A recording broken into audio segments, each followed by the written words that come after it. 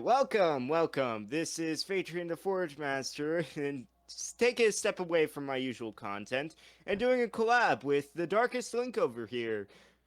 Also Every has a time that intro gets me every time. It's so cringy. God. Ugh. oh, be quiet, be quiet. Hi, I'm the Darkest Link. Welcome back to my channel. It's currently dead, probably, but don't worry about it. I'll start uploading more frequently whenever summer break hits and I can actually do stuff. But today Both I'm of our collabing. schedules are so non-existent. Oh yeah. More Uh, yours more than mine.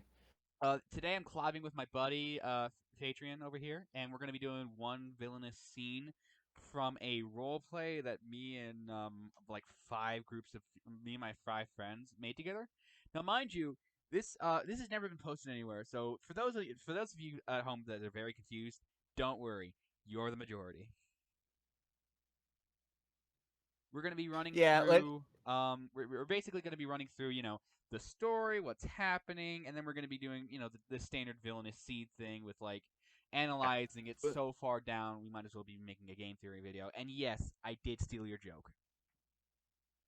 God damn it. Okay, well, Don't curse, you're going to get me demonetized.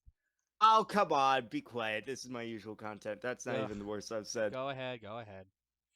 Okay, so we'll be analyzing it so far. We will be analyzing it. We'll be analyzing the motives, the scene itself, as well as the characters and all that led up to this to make it and see why this is such an impactful moment in the story and why this is the scene we chose to analyze because this is kind of a big deal for us, but nobody else here knows what the hell we're talking about.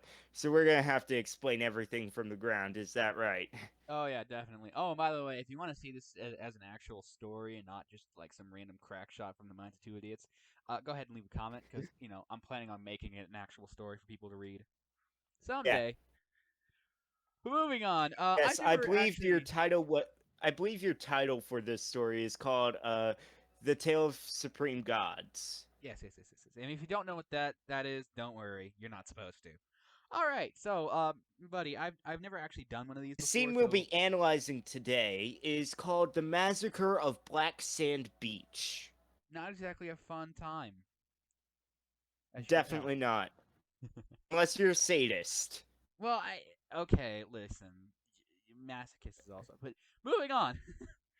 Yes, Massacre of Black Sand Beach. Allow me to run you through. Well, allow us to run you through a couple of characters real fast before we get into the itty bitty good details and stuff.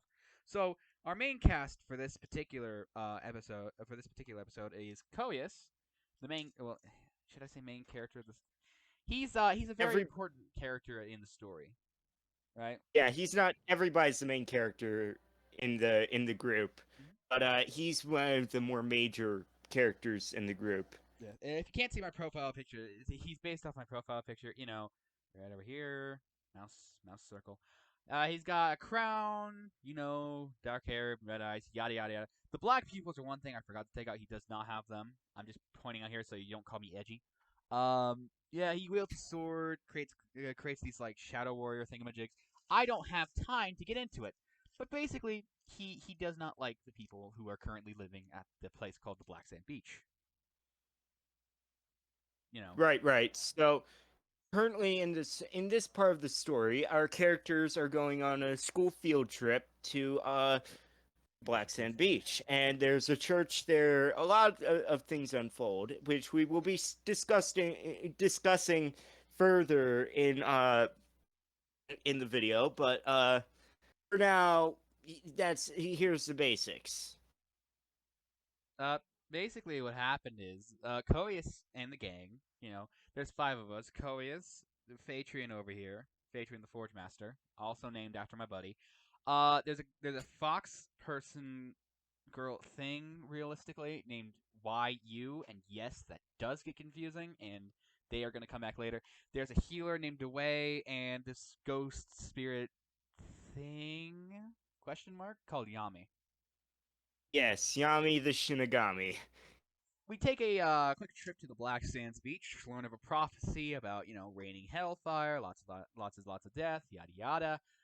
But Demon most Lords. important, most importantly, demon lords. Yes, yes. The prophecy goes that after someone close to the demon lord will get hurt one day, and that'll cause the demon lord's true rise to power, and he'll make his first appearance, and he will rain demons and hellfire from the sky as a magical beast helps him in his crusade to destroy the entirety of Black Sand Beach. If you can't tell, whoever wrote this was particularly edgy. Hint, hint, Patreon. I'm sorry. Oh, be quiet. Be quiet.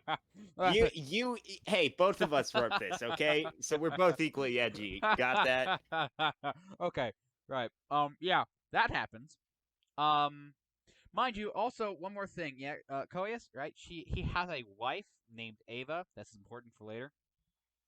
And they have a good time venturing out on the beach, doing fun things. Um, by the way, just a quick note. Yeah, Codius does. If you notice the wings in the profile picture, Codius doesn't have those. Patreon just said I had to have them for edgy purposes. Hey, Moving hey, on. Hmm? Marcus Link. I made a private channel on Discord for us to post pictures for this discussion. Would you like me would you like to go to that so we can actually show off our characters and uh, go into further description? Sure. Hold on. Let me just pull it up. The hell? Okay. I gotta. Sorry. First time using two monitors, bit wonky. But yeah. Private writing. Here we go.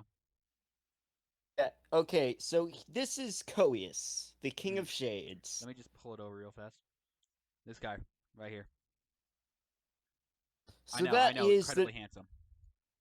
Let me pull this over. and incredibly terrifying. I mean, just look into those soulless, piercing eyes. Ah, shut up, Edgelord, and show your next character.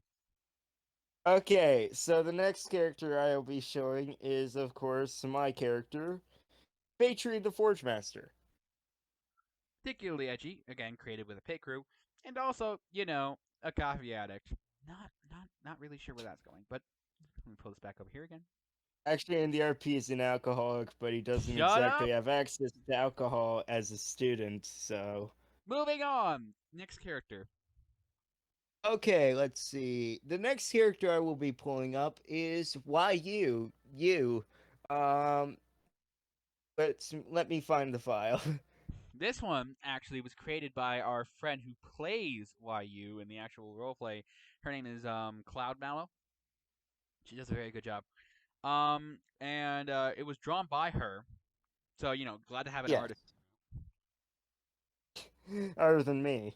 All right, and then here you go.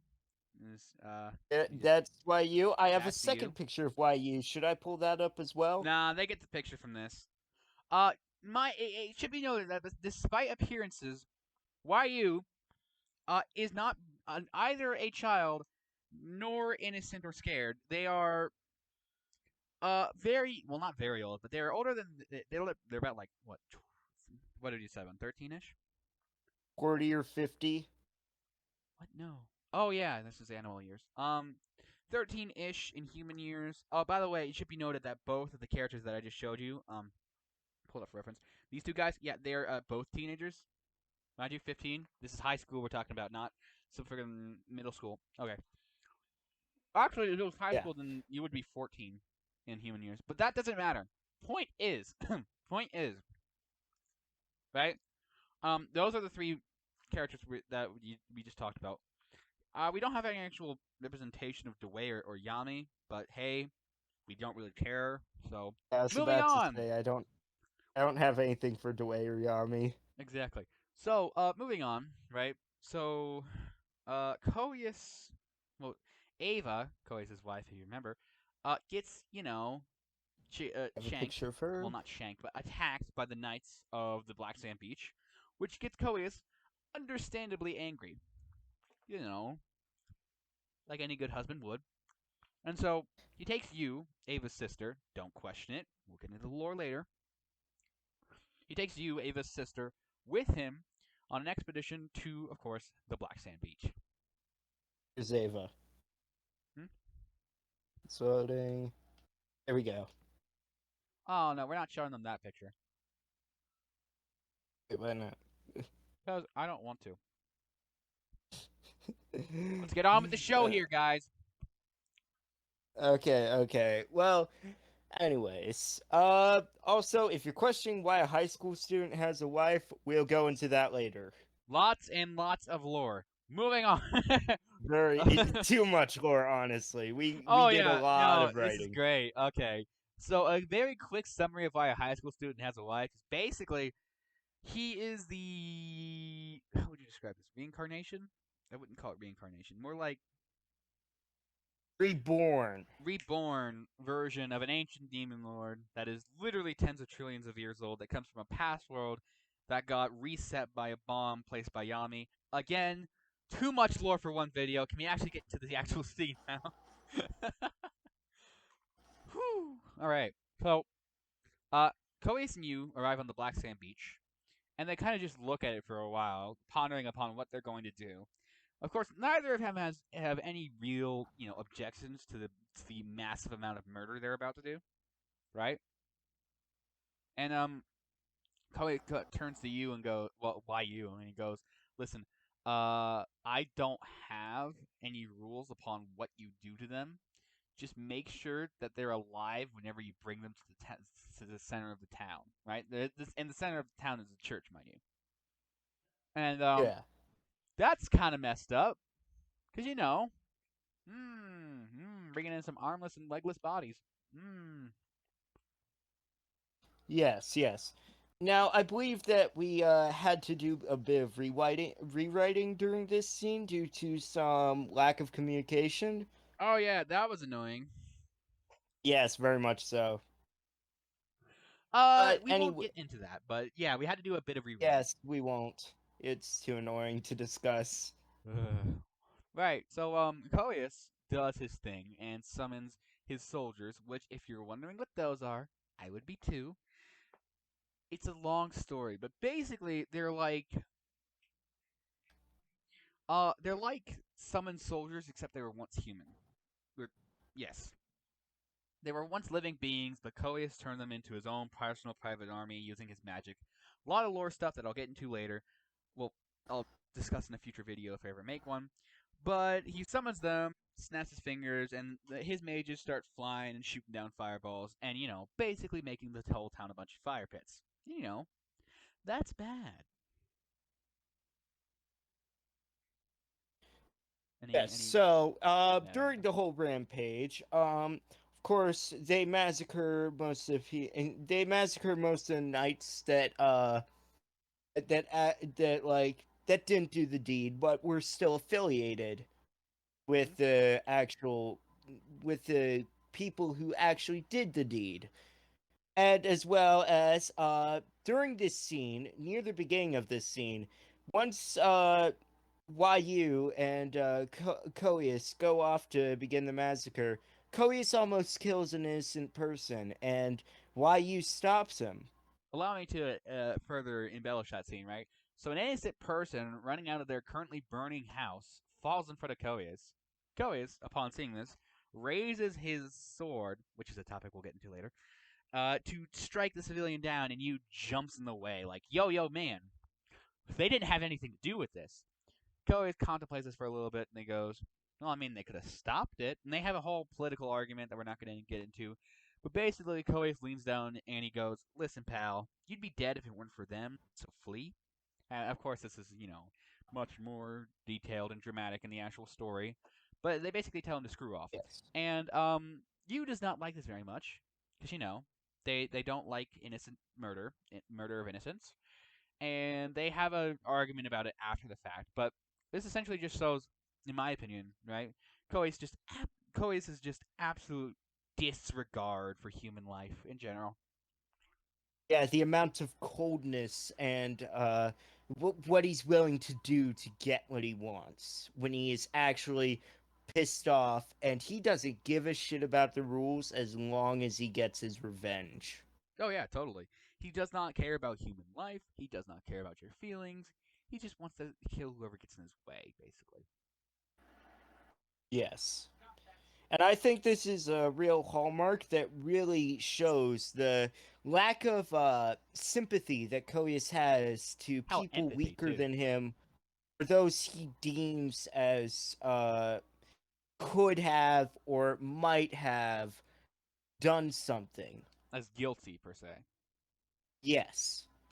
Now, And Codius's look at who may be guilty or not is a bit flawed in this, and YU has to confront him on this later on, of course, the thing after the is, if you were to massacre. know his backstory, which you do, and I'll get into in a future video, you'd understand the view. You know, you get why he came to this view. It's still very messed up, but you understand why he came to it. You know.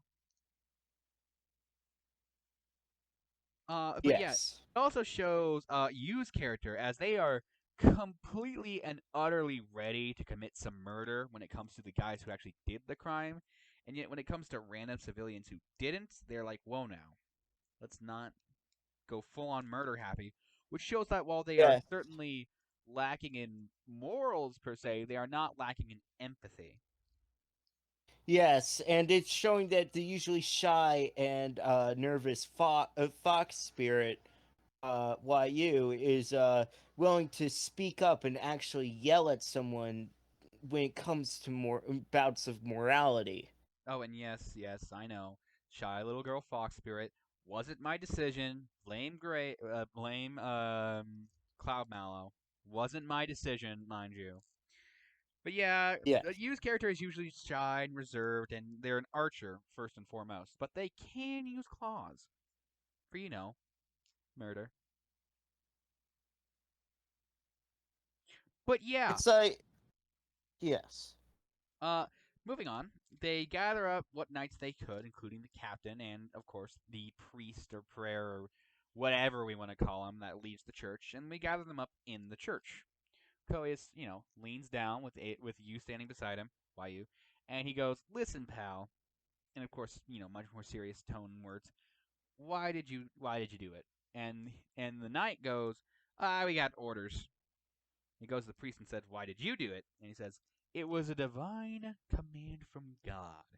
And Codius goes on this full rant about how, like, uh, did your God order you specifically to murder an innocent civilian? Well, not murder, but beat an innocent civilian who didn't even do anything wrong. Oh, no, oh Yeah. God, Uh, Spike, that. Go ahead. uh, yes, this is quite. This show also shows Codius's disregard for others' religions and how much he actually spites other religions, especially ones that have to do with God, due to the fact that Codius is the demon lord. Holy water will harm him, Oh yeah, no, anything and he. holy will seriously mess Codius up, man. Like, ouch. Yes. Actually, in an earlier scene, he got like visibly nervous at Holy Water, and Ava and you had to step in and be like, "Hey, how about we both take like 2 cups just to be safe?" Yeah. But anyways, he continues to interrogate the priest, whatchamacallit, until eventually he can't say anything anymore, and Koi's asks him, if you can look me in the eye and tell me your God specifically told you to beat up a random civilian, I will leave and take my quarrels to your God. To which the priest has no response, because the God did in fact not specifically tell him to beat up a random civilian. Actually, he told him not to do specifically that because of the prophecy, which is kind of a bad move on the priest part. I Yes. messed up my monitor again. Oof.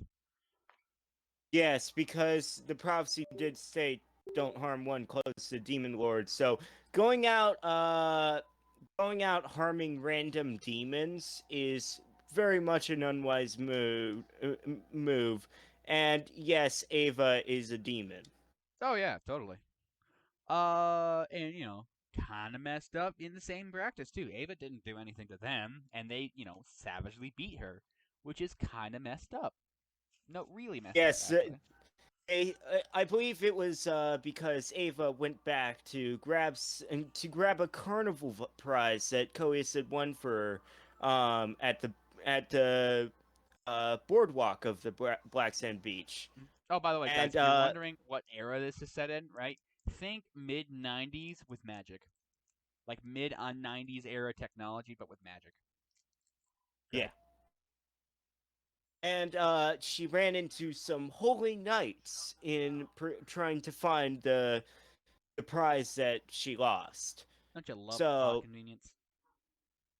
yes. So because of that, she ended up getting brutally beaten, and she is currently in the hospital at this point in the story. Being tended to by what was his name? Remriel, I believe, the cleric. Yes, Remriel the cleric, played by DeWay. And yes, his name is Dewey. I swear to God, I don't want to see any freaking Ugandan knuckles in either of our comment sections. Ah, yes, especially since the new Sonic movie is really causing them to resurge. Okay, so moving on. Codius, upon seeing this, individually interviews every one of the knights and goes, "Listen, yeah, do you believe your god told you to do this, right?" And they all say yes, except for one, which is of course the captain. And he goes, "I had orders, you know." So he orders you, well, orders, more like asks you to take the captain and the priest outside, to which they oblige. And as he's leaving, he turns to one of his soldiers and, loud enough to hear, says, "Burn down the church with them inside. Do not let them die without fire on their skin." And Yes, this was a mm, particularly brutal moment, and I remember voicing the priest in this scene. It was, I remember the fear that I had to encapsulate, and it was quite jarring to play this horrified priest and have to go with those beliefs yeah, in mind this you, scene. he plays the part of Codius' ally, who really doesn't care about humans either, in all retrospect. And so, I imagine it must have been kind of scary just to hear, burn them alive is basically what Codius was saying. Yes, yes. For me. It was. I had to figure out the proper expression for that situation because I mean I don't really. My character. I'm used to playing my character who naturally doesn't really care that much for other humans' lives Yeah. unless he can't. He is at the liberty to care for human lives. And I'm sorry. But Can we just take a moment to recognize how just messed up that moment is in retrospect? Just to yes, hear, yes. just to hear, The burn fear. them alive. From Codius, loud enough for them to hear it, so they start absolutely panicking. Just, that's messed up. Yeah, the fear of both the captain and the priest was extreme once they saw and heard their comrades' screams as the church burned down right in front of their eyes. That's this. Oh, by the way, if any of you are actually interested in the lore behind Koi's and Patron and the gang, right? I have decided, and I'm planning on making an however long part take it takes, lore dump basically, going over the extensive history behind our little characters here, and going over the history behind the other members of our gang. Yes, it is slightly less convoluted than the FNAF lore. Oh no, it's a lot more convoluted. I would compare it to Destiny lore. If you ever read that, oh, oh, it's long. Yeah, I've personally stayed away from Destiny lore while I'm playing Destiny 2 right now. I watched a 4 hour long video on Destiny lore just because I could. Best mistake of my life, baby. Woo! I can. Would you like me to go on a 2 hour rant about the Taken King real fast? I can. I can. Oh yeah. If there's anybody watching this who actually does play Destiny 2, right? Codius's powers are essentially like the Taken King's powers, except a bit more extreme. Yes. But moving Also, on, back to the scene, right? Uh, yes. Codius goes outside where you was waiting, and he goes, "Okay, listen, right? I'm burning alive your knights over there. So tell you what, yeah, you you can have fun with the captain, bring them to the force, do whatever, right? And you, goes and just smiles and whisks them away. Right. Oh, by the way, sorry. I just want to emphasize this. Right. You, according to the design of their creator, right, does not have a gender, right, but leans towards the female. So I'm gonna be calling her, right, and stuff. Just don't flame me. Um, but moving on, Koi's leans down to the priest or whatever, right? The something, and he goes, "Listen, I have a terrible truth to tell you, right? Your punishment is to live with truth, right? And that's equally both parts messed up and more messed up because he believes that much like Overlord, death is a mercy. So essentially, he's essentially going, oh, by the way, I'm not going to give you mercy. I'm just going to let you live with a terrible truth, which is messed up. What are your opinions on that, Patron? Yes, yes. Allowing someone to live with the trauma that Codius has induced upon both the captain and the priest is quite extreme in of it itself. But giving him the knowledge and truth that hey, the Dark Lord is risen and he will wreak havoc. He's standing right in front of you right now. That must be quite heavy on these people that believe solely in God and are extremely devoted. Oh And yeah, to be and hearing this uh-huh. must be very jarring and must strike fear in them to such a degree that they would probably shit their pants. Language, by the way. I'm trying not to get demonetized here. But and the fun fact is, right? That's not even the real truth, the horrible, horrible truth that Coes bestows upon the priests. The horrible, horrible truth it is, right? Sorry, I have something in my mouth. Basically, in their universe, you know how High School DxD. Sorry to bring up that just show, but High School DxD. You know how God's dead in High School DxD? Yeah. Yeah, same thing, except that I pulled the knob a bit more to the extreme. Basically, God's dead because Archangel Michael stabbed him in the back for not wanting angel troopers, basically, and has been running things in God's place ever since. And this, understandably, causes the Pope to freak out. Well, not the Pope, but the priest to freak out a bit. You know, basically, Toys just basically told Yeah. him your entire religion's fake. By the way, Yes. Telling someone that basically, the guy you worship, yeah, he's dead and he ain't coming back. not only that, but he And the died by his own son's hand. Is a bit oof. Like, yes, and we're talking about a guy, a priest. So he has devoted his whole life and being to this cause and worship of someone who is frankly dead. And this must be jarring and terrifying for him to hear. oh yeah, totally, totally. And then he takes it a bit one step further, paralyzes him from the neck down, and lays him front eyes up so that his eyes will get burnt in the sun. And just Jesus, that's brutal. Yeah. Like, Well, it was from the neck down, so he can still open and close his eyes, but he still, can't move at all. He'll probably end up starving or to death or becoming dehydrated.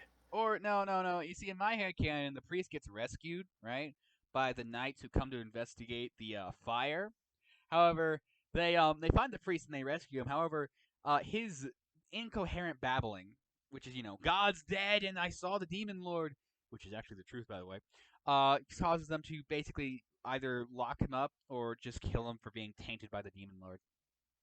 So Yeah. not a very good existence for the priest. Which Yes. If he was locked up, let's face it, that would be a worse hell than anything that could be delivered. mhm. By the Because way, it would probably be a solitary confinement, which is scientifically proven to cause actual brain damage. Mr. Science over here. Um, yeah, and by the way, I just want to take a moment to pause and realize what we're doing here. Coes is literally paralyzing a man after driving him insane by convincing his entire life has been a lie and placing him eyes up so that his eyes will get burnt in the sun. I just want to take a minute there to appreciate how literally messed up this is. Just utterly messed up. Not even kid. This is Jesus Christ. You know, like Yeah, and for the sake of Codius's anger, I would say that the Pope was put in solitary confinement by the oh yeah, church. totally. And by the way, I just want to know, I just want to let y'all know something here, right? Codius, right, has never been this angry or have done anything like this in the past, mind you. Like the worst he's gotten a tad bit angry and accidentally collapsed an ice tower, which I will get to into later. But yeah, this is a serious departure from everything we've ever known. This is a whew, This is a whole new side of usually of a character that is like usually when he's not in his bloodthirsty rage, he's mhm. usually calm and collected and By is the way, always I just want to let everybody genuine. know, right? Codius is the comedic relief of the story. He's the guy Y- that makes all the jokes. And he's out here murdering people. yes, yes, indeed. Oh, it's so funny. Anyways, after he's done doing this, you walks up to him and he goes, "Hey, listen, Codius, slight problem. I let him go in the forest in order to give him the, perception that he was getting away and hunt him down and give fear and stuff." Which Codius nods eagerly.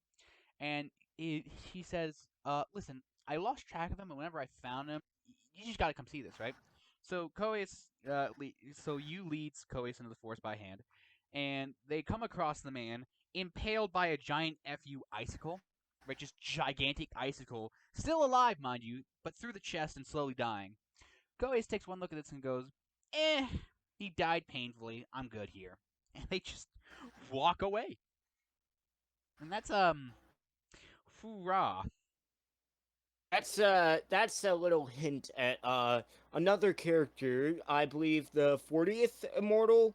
Yeah. By the way, if you Uh, don't know what immortals are, they're basically the big bad guys of the of the story, and they're like a group of gangsters. There are 50 immortals, and in the current time of writing, the gang have taken out 10. yes. So the 40th Immortal is the only immortal thus far to escape the heroes from killing him. Mind you, So not from a lack of trying, as Koi's literally collapsed his entire tower. yes, but let's face it, it was mostly luck and also plot armor, but luck. A tad bit of plot armor, just a tad bit. You sprinkle it on there a little bit. Yes, because later on in the story, this character will become part of the party, but that's later on and has not been Spoilers, fully spoilers. established yet. Hello, spoilers though. Yeah, Oh, but please, everybody knows it. not the viewers. I swear to Okay, God, fair enough. Fair enough. somebody's gonna come combing through my YouTube channel whenever this has become like a worldwide story and spoil everything about that character because of you, Phaedrian. Oh my God, you make Okay, my life well, as a writer so difficult. The 40th Immortal was a child that had that had like the exclusive power of ice magic mastery Ooh, and ice is magic. extremely skilled at Yes, yes, ice yes, yes. magic. But anyways, his name is Vesserin, by the way. Vesserin from the trees basically goes, that guy, the whole no disrespecting women thing, and I shanked him for it, shank. And the creator, by the way, Vesserin was created by Cloudmallow, if you can't tell, right? In Cloudmallow's own words, Vesserin drinks the women respect juice heavily. uh, but yeah, they return back from their massacre, right? Like literally nothing happened. Like seriously, immediately after the massacre, Koi's just goes, "Hey, uh, you want to get like a chocolate milkshake?"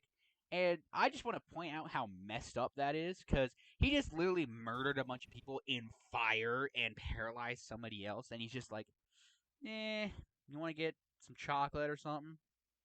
Yes, he's so casual and cavalier about this. It's very off-putting, and it really gives us a look at at how little he cares about those he is actually pissed off at once he's done with them. How little he cares in general, really, because like he just uprooted the lives and families and people of like 50 people, made children orphans, like just made mothers like made single mothers happen, and he just doesn't care. he's just like IDGF, man. Yeah. Like, god dang, that's messed up. Yes, yes, indeed. But you know, Codius and YU get into an argument about morality and how the old world was and murder and yada yada. But the end result is Codius is like, all right, fine, I'll give this thing you call diplomacy a shot. Oh yeah, I almost forgot. It's been so long since Codius tried diplomacy, right? He doesn't know the definition of the word. Yes. Been a long, Yes, long time. the ultimate tactician in the old Omniverse that was a master of planning, but forgot what diplomacy was. Yeah, well, I mean, when you're the Lord of Darkness, who needs it? By the way, if those for you who are confused at home what an omniverse is, essentially what it is you know, okay, so there's a universe, and I'm sure you're familiar with a multiverse, thanks to Marvel. An omniverse essentially is just a collection of multiverses. Yes, an At current time of extremely writing, large collection. yeah, at current time of writing, there are 10,000 infinite multiverses within the current omniverse of our world here, and yes, that makes things a little bit hectic. Yes. It makes it so our characters, I believe, have conquered thousands of multiverses Oh no, no, no, no, no, during no. their Each rule. god, I'm pretty sure, according to Daily Collection, you've only conquered one, and I've conquered three, and that's like a large number, mind you, at current time of writing. I think. I mean, you're given one whenever you become a supreme. I'm not going to mention supreme gods nor what they are, because that's lore central right there, Is baby. extremely convoluted and complex, and let's face it, anybody with less than two brain cells would not be able to process it. Hey, don't insult my audience. Oh, Shut I'm up. insulting my audience as well, okay? Let's face it. Shut up, furry man. Hey, I take offense to that. No, I don't care. All right, so that's the scene. Done and done. Yes. Oh, yeah. And afterwards, after the scene, there's a bit of wholesomeness to like offset all the blood and rage to make it so then the Ava gets characters can mad have at time Codius to settle down. for committing genocide on a village and just gives him like the face, the Yes, angry and I white believe face. that Ava ended up waking up, and she's been up for at least 30 minutes when Codius comes into the room. And Fatrian mentions that they've had time to bond as father and daughter, uh, and Ava will actually hug Fatrian now. And that was Speak like, step. Ava Oh has yeah, hey guys, I forgot to mention Ava is like Ava's lore is also complex, but essentially she's Fatrian's daughter, which I don't want to get into how messed up that is right now. Don't worry, she's not biological, thank God. Woo! I would murder but him if he made it biological. I swear. yes, well, yeah, yeah, she's not biologically related. More lore But that we won't get into. essentially, this is a big deal for Fatrian because hey, Ava has stupidly serious daddy issues with Fatrian because of when Fatrian created her, he didn't give her any proper emotions. Don't question it. More lore that I will run over later. But essentially, Ava wants to kill Phaedron. Kind of, sort of, yeah, but it's at the point where hey, they've had a bit of time to bond, and Ava is a bit more okay with Fatrian now. She doesn't want to absolutely stab him in his sleep anymore. Isa, you know, she doesn't want to actively murder him, so yeah, step up. Yes, yes, and she will actually hug Fatrian, and that Hoorah, is man. that's a huge deal for both Fatrian and Ava because yeah. Yeah, well, that's the scene. So, any comments on the scene that you wanna talk about, Mister Furry Man? God, please stop. Please stop that. That was Man, one you get to time. copy. You get One. to copy. Okay, listen. For the viewers at home, right? I won't share what it is, but they have a. But my friend group has a copy pasta of me that they spam in my general direction, and it was a mistake one time, and you are crucifying it for me. I get to mess you up over that furry thing. You made a furry bathing suit. All right. I don't want to hear it. Scuba diving gear, It's and a it was made bathing of. suit. It You made was a fully made literal of metal. fursuit over there, Mister Mans. Yes, and I believe we retconned that. Sure, we did, but it doesn't change the fact that you tried to make a canon. We retconned it, and I am glad we retconned it. Yeah, no kidding. By the way, if you're concerned about my monitor and stuff messing up in my video feed, I'm recording this right now, right? And my monitor is not cooperating with me. So sorry about that. Yeah. Oh, anyways. God dang it. uh, Friggin' thing being dumb. Like, it won't yes. keep Well, on. let's start discussing Codius's morality because it's already been proven to be There we go. like all the Oh, way shit. down in the deepest depths of hell. I'm sorry, what It is morality? so gone. What Yeah, morality? exactly. What? Yeah, what morality? I mean, Codius, of course, has standards on like how he's not going to go torture someone too terribly, or Okay, no, allow me to he explain his morality in one simple and easy sentence. Unlike this idiot, all right? Codius will not torture innocents. If they get in his way, he'll just kill him. However, he does not care for human life. And if you're guilty of something that goes against him, he does not care how long he has to torture you, nor what methods he will use. He will get whatever he needs out of you and throw you away like garbage. Mind you, he won't kill you, because in his ideology, death is a mercy. Red flags all over the place, you know? yes. But I yeah, believe he is devoid of care, emotion, empathy, anything.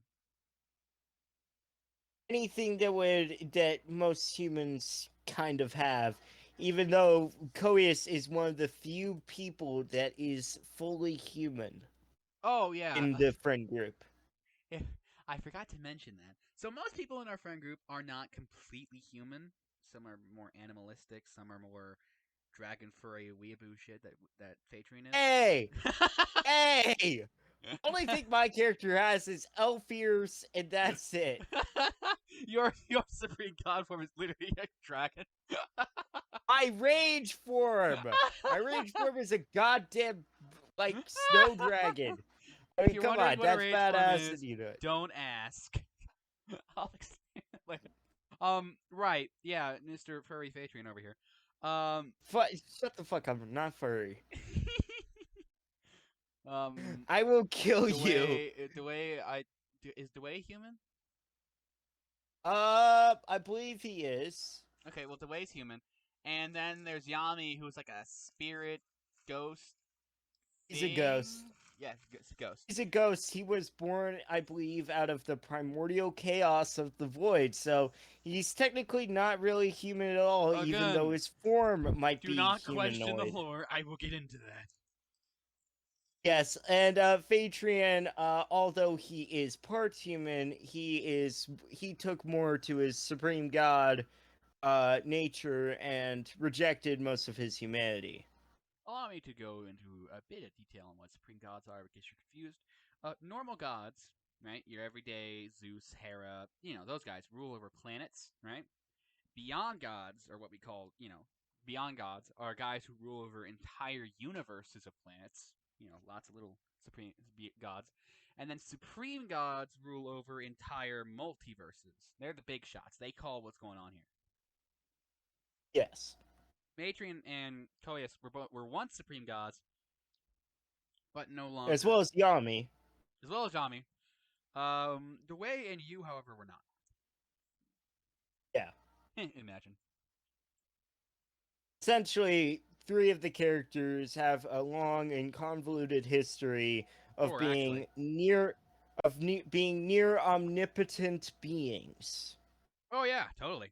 And plus, Codius has a little bit of extra backstory considering how he's literally the embodiment of all darkness in the universe. And Don't worry, he's Phaetron not is edgy.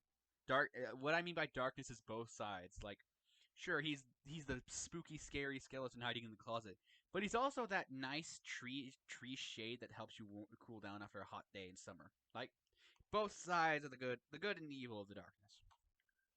yeah. Yeah, while Phaetron is the one who started this whole saga because he became a god, then a beyond god, and he recruited Codius as a general. After Yami pulled a reset, uh, then both Codius and Phaetron became ascendants, Can we not and lore? they eventually reached supreme godhood. It's very complex and convoluted. I will get into it later. Moving on. Final thoughts, considering how this thing is literally 45 minutes and that's going to be a pain to export. Final thought. Um, Codius is a madman. I'll have to get more into the lore later. And Phaeton is a furry. All right. No, he's not. God damn it. Adrian is the Forge Master, supreme god of the Forge, greatest in his craft. His artistry and creativity are unmatched. Edgy McEdgelord. I shouldn't be saying that. My guy's literally the Dark Lord. Yeah, he is.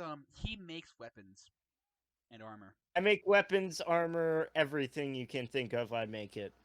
I have a castle. Well, I had a castle. Moving on. That's that. Thanks for Yeah. having you. Thank you for having me over, Phaedron, and you know, cool on having you, and I thank you for coming over on my channel too. Yes. Thank you. And you're welcome. Yeah. Arrivederci, and until next time. And this is the Darkest Link signing out, saying once more for Fianity, Phaedron's a furry.